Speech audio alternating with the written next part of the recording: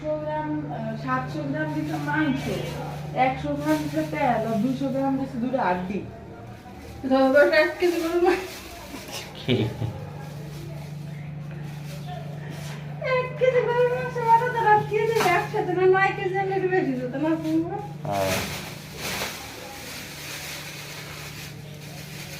কি রাকেশ শহরে থাকি, কত হিসাব করে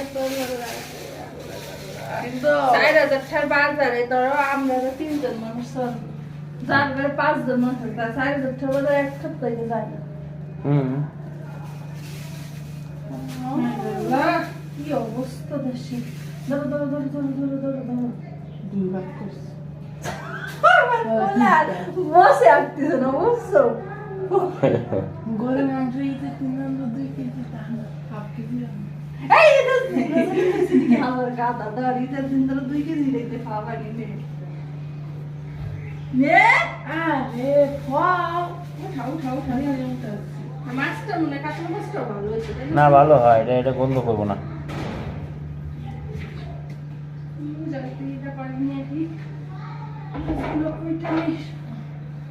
কিন্তু শিং মাছ সবাই একটা লাভ হয়ে জানি খুশি। 500 টাকা শিং মাছ কয়টা হয়েছে? তিনটা 6টা, মানে 180 টাকা 90 টাকা পড়ছে একটা মাছ। 8টা মাছ হইছে।